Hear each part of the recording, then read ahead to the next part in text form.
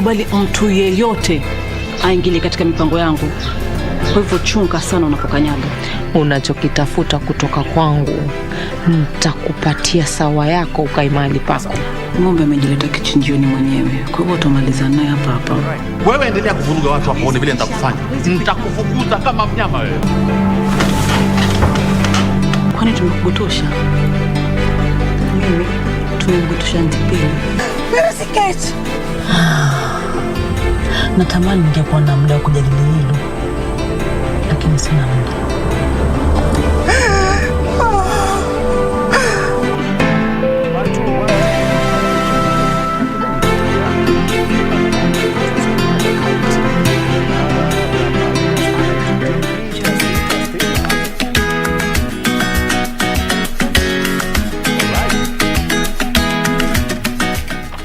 Wewe nani?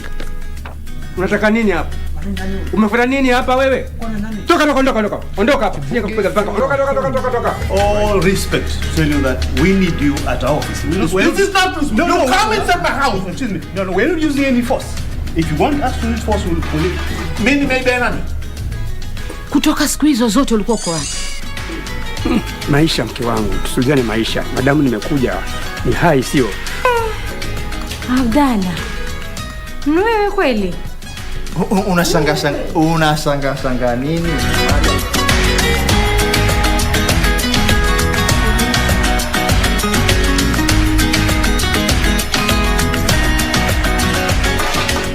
Pata mtumaini Mungu kama skiza tune, bonyeza *811 *815#. Mtumaini Mwenyezi Mungu kwa moyo wako wote, wala usitegemee akili zako mwenyewe. Umtambue Mungu katika kila ufanyalo, naye atazinyosha njia zako. Usijione wewe mwenyewe kuwa mwenye hekima. Mche Mwenyezi Mungu na kujiepusha na uovu. Methali 3:5-7. Kupata mtumaini Mungu kama skiza tune, bonyeza *811 *815#, *811 *815#.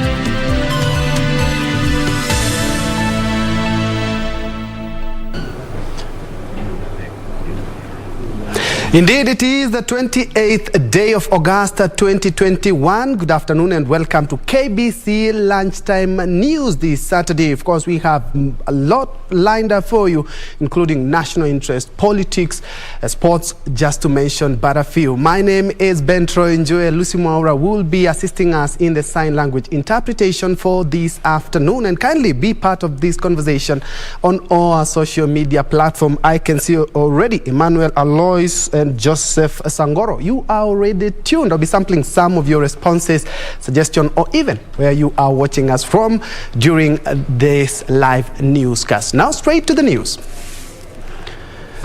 Kibugi Funeral Home in Kutu's Kirinyaga County has denied claims that it has released 67 bodies of people who succumbed to COVID-19.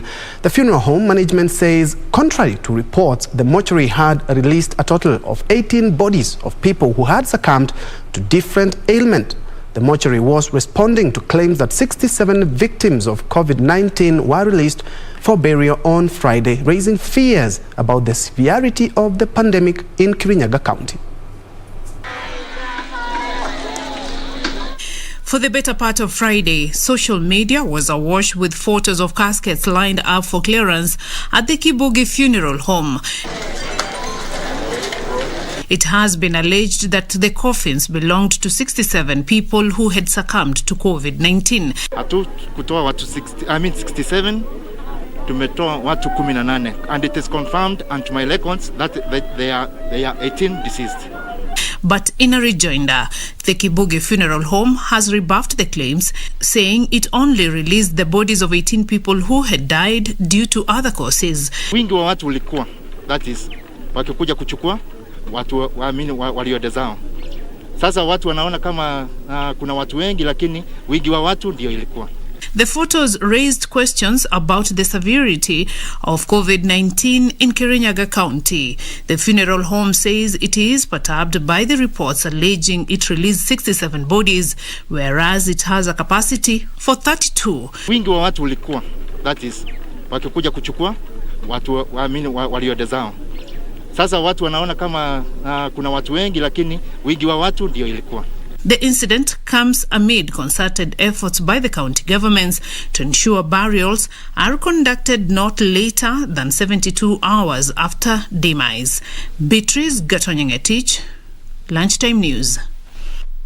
And now to some news that have generated some quite of debate in social media. Leaders allied to Deputy President William Ruto now claim that the withdrawal of GSU officers from Deputy President William Ruto's residence is a plot to push him out of government. The leaders say the bad blood between President Kenyatta and his deputy is dangerous for the cohesion of the country. The withdrawal of the elite GSU officers from Deputy President William Ruto's residence and in their place the administration police officers continues to elicit reactions, with leaders allied to the country's number 2 claiming it was a well-orchestrated plot to oust Ruto from government. Let them do everything. Let them even push the deputy president out of the current home. We know that's what they want to do. But the deputy president is not desperate. He has another home. And he will go there. He will go there. Now when you attack the Aslas nation, then the Aslas will take the responsibility of protection, which is what the best, because they are paying taxes to protect each and every person who is a leader in this country. So I want to call upon the government that please, can you be sober on this? We are not happy. The leaders further claim the new development is meant to block the deputy president from holding the meetings he has been holding with his supporters at his official residence in Karen. They don't want the deputy president to do meetings in Karen. We have homes in Karen and everywhere. Deputy president does not have shortages of venues. He can even host it anywhere. But all we are saying, this country is more divided than it has ever been in this country. We have never gone this low. Yes. They have, however, called on Kenyans to resist attempts to divide them, claiming that the protracted wars between Ruto and his boss, President Uhuru Kenyatta, was undermining cohesion efforts in the country. So I want to appeal to Kenyans just to be calm at this time of moments when this nation seems to be somehow raising some tensions, and at least right now there is a lot of fear all across. I want to call upon the authority that whatever that is happening, they should know that such a behavior may end and create another conflict in this nation. And we don't want conflicts. No amount of intimidations and provocations and coercions that is going to lead us to streets, you're actually giving us a lot of mileage. To some extent, we will not mind if you continue doing it for the next few months, because we are going to go into government and we are planning ourselves to take over the presidency after Uhuru. So I'm calling upon even the Kenyans of goodwill, the Aslas nation, let us be calm. Let us be calm. Let us not take things out of proportion. Let us just wait and see. This coming a day after Kotu boss Francis Atwoli, a fierce critic of the deputy president, also supported those condemning the withdrawal of the GSU officers from the deputy president's residence. I, for one, when it comes to security of any Kenyan, I don't compromise.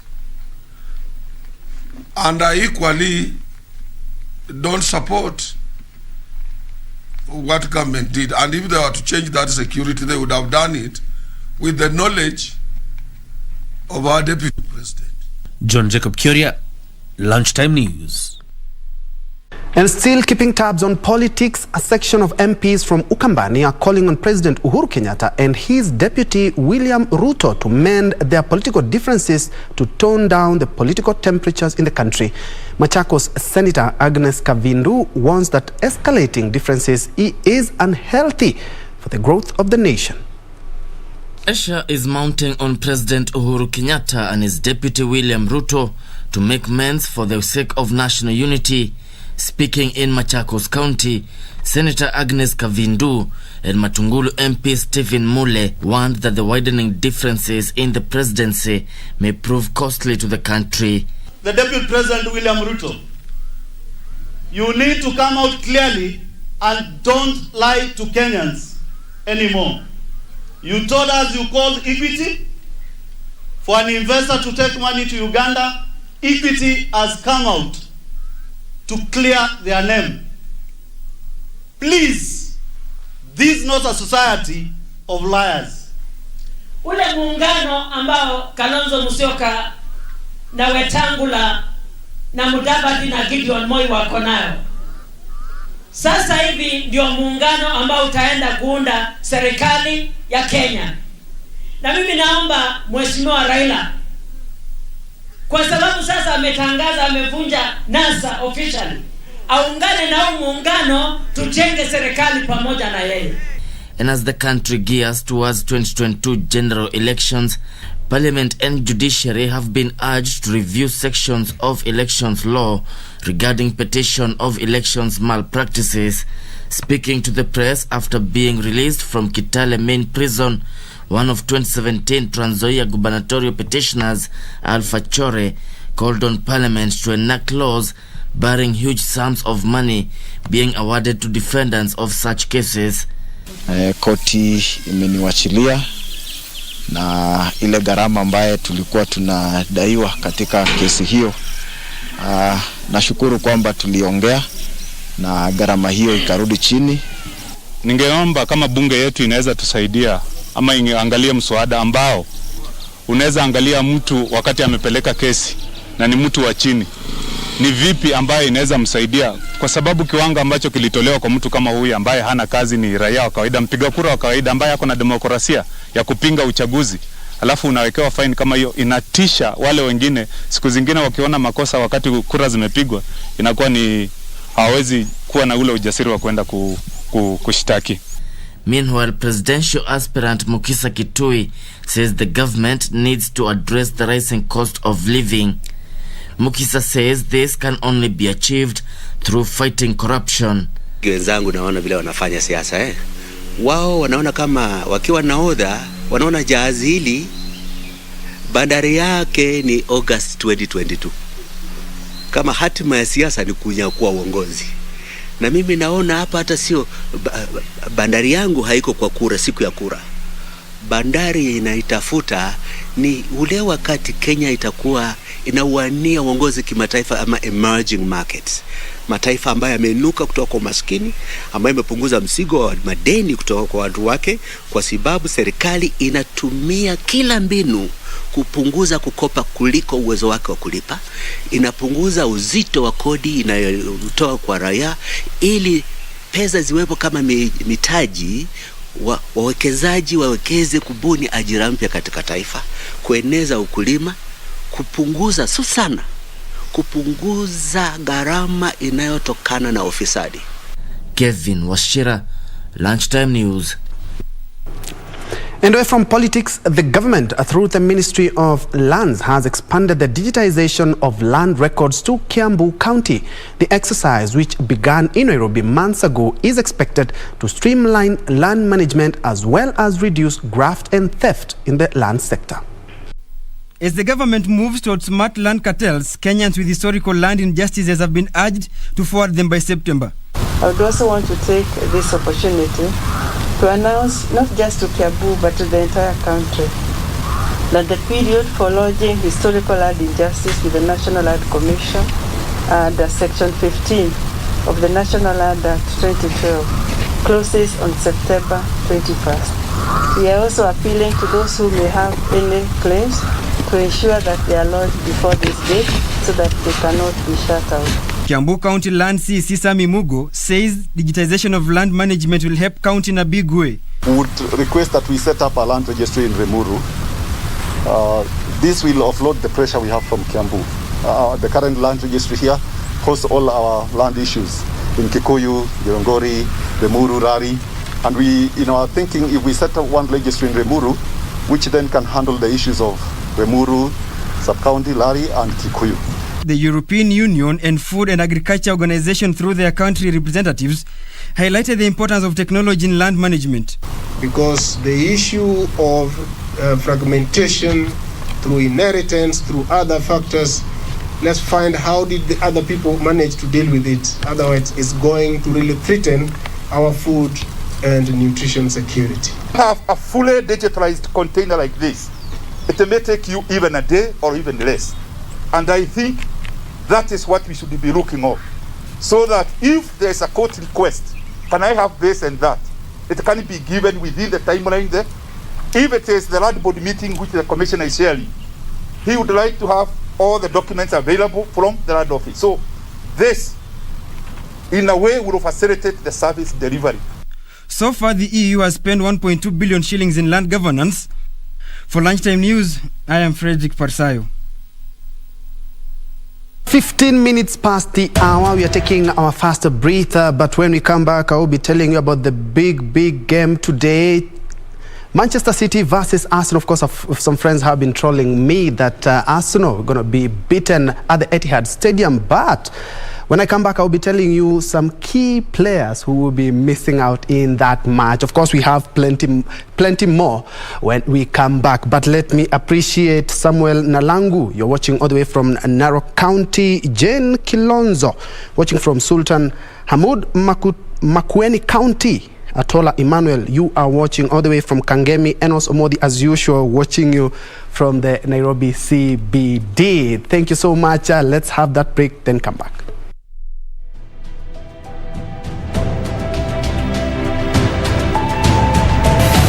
Akishangiliwa kwa vigelegele na nderemo, Rais Mwai Kibaki aliyepia amiri jeshi mkuu alitia saini na kuweka muhuri katiba mpya na kuitangaza rasmi katiba hiyo.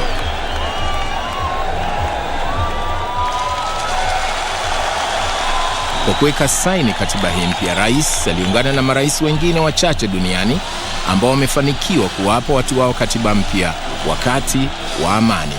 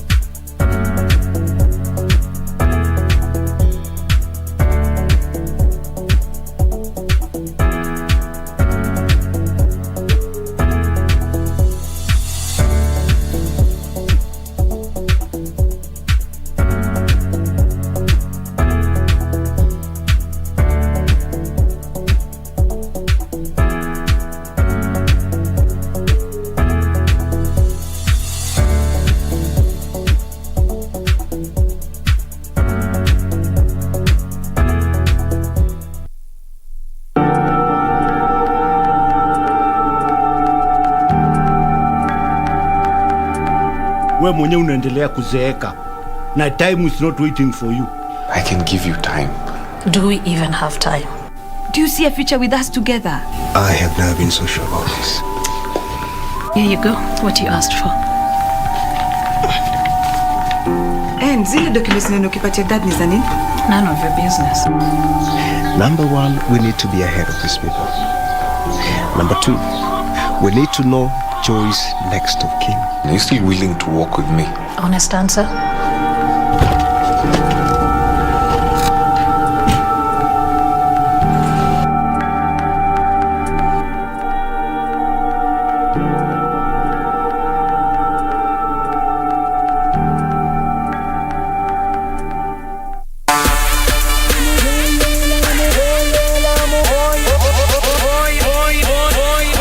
The mighty will fall. the members of Contra Unit. How have these guys not even been suspended or banned from MLW yet? After what they did to Ace Romero, after what they did, oh my God! Oh my God! Get some help out here! They just set the man on fire against the former champion. Oh no!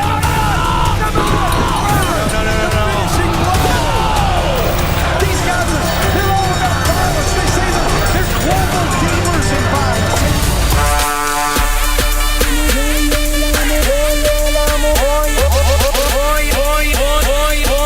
Oye la murga.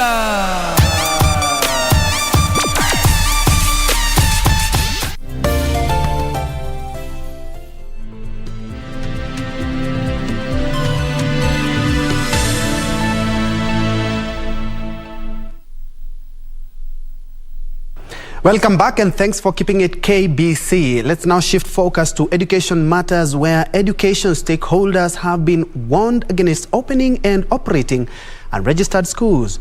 Basic Education Principal Secretary Julius Juan says anyone found operating illegal learning institutions will face the full force of the law. Speaking at Soget Primary School in Transmara East Sub-County, one said schools operating without the consent from the Ministry of Education risk closure. It is illegal, and I want that to put in capital, to have anybody who is not registered with TSC to purport to be teaching in a school. One said though the government is encouraging the opening of more secondary schools to accommodate learners, there is need to ensure the schools are legally operational. You must be in a registered school so that the returns are sent to Nairobi and then we release the money to come to the school.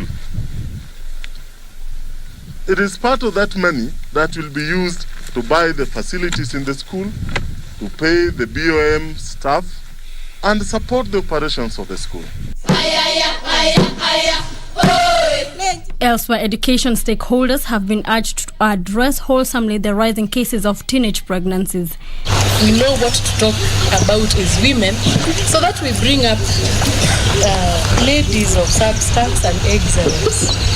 We do not want to lose our girls to pregnancies. Speaking at Ruth Kiptui Girls in Baringo North, Kenya Pipeline chairperson Ruth Okuthe said the rate of teenage pregnancies is worrying. The scourge of teenage pregnancies for me is a big problem because it disrupts the girl child. If a girl is pregnant, she's out of school for 2 years. Okuthe called on parents to keep their children busy to ensure all girls report to school safely.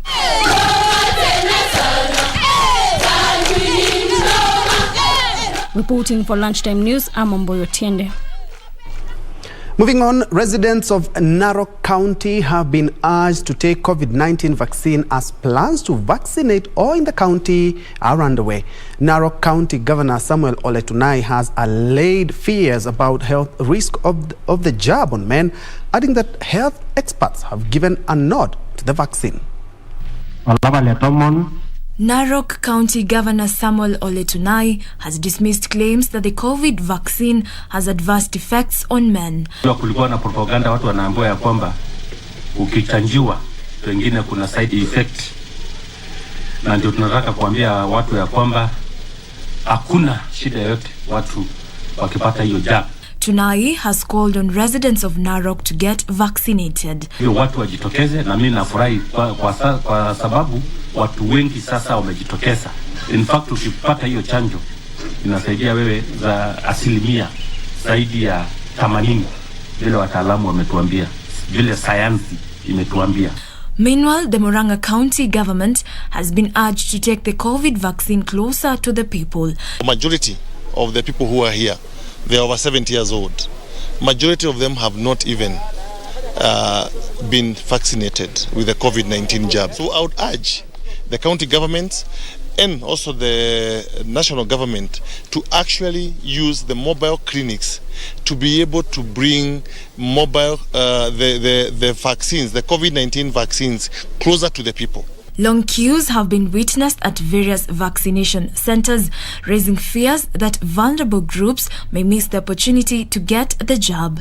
Elsewhere, as the world continues to fight COVID-19, hoteliers have urged people to receive the COVID-19 jab to hasten the sector's recovery.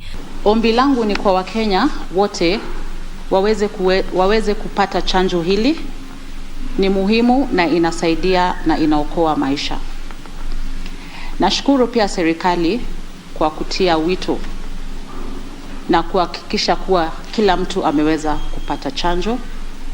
So kwa wale bado hawajapata, na waomba tafadhali muende mpate chanjo hii ili tuweze kuangamiza ugonjwa huu. They called upon all stakeholders to encourage their staff to take the vaccine so as to avoid strict measures which may be imposed on the sector. Jacqueline Masharia for Lunchtime News.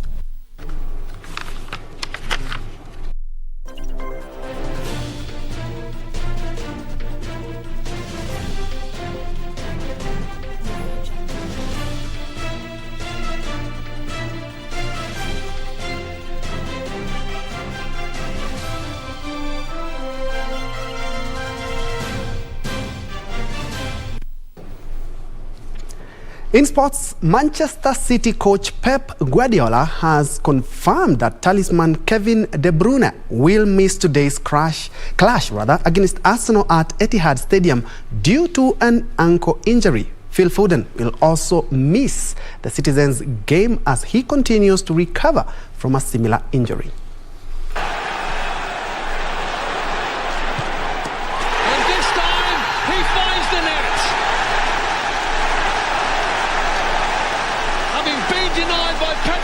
Arsenal will be hoping to build on their 6-0 thrashing of West Brom Albion in midweek with a positive showing against Manchester City on Saturday. The Gunners have failed to take a single point from their first 2 Premier League matches and will face another tough test against Pep Guardiola's side, who hit 5 against Norwich in their last outing. Kevin De Bruyne remains unavailable for Manchester City because of an ankle problem that has also ruled him out of the international duty with Belgium. Hector Bellerin has recovered from a thigh problem, while Ben White, who has missed 2 games following a positive coronavirus test, will be monitored. Other games on card today will see Chelsea take on Liverpool in a tight clash, with the 2 teams aiming to clinch the Premier League title this season. Norwich takes on Leicester City, Brighton will host Everton, Brentford travel to Aston Villa, Newcastle play Southampton, while league leaders West Ham take on Crystal Palace. Daniel Mwendwa, Sports.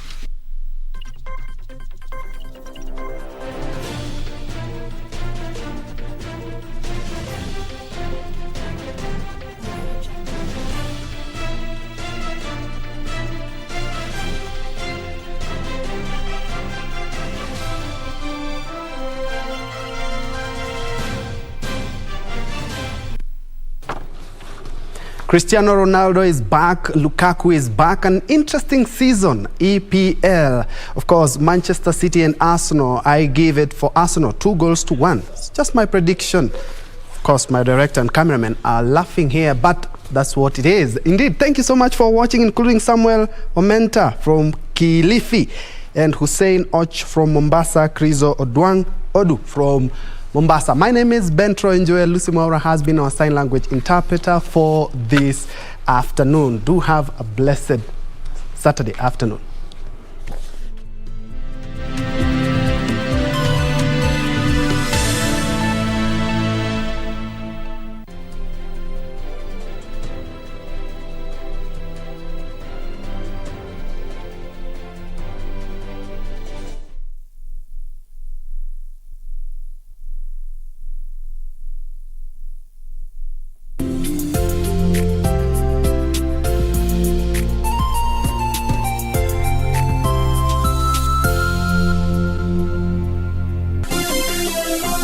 Vera Beauty College. Vera Beauty and Fashion College, with branches in Nairobi, Eldoret, Thika and Meru. Did you know that we are a TVET approved institution? We offer courses in fashion design, interior design in soft furnishing, event decoration, flower arrangement, event planning, hairdressing, barbering and dreadlocks, beauty therapy, makeup, nail technology, spa massages, teaching skills, TOT, solo business management, and many more.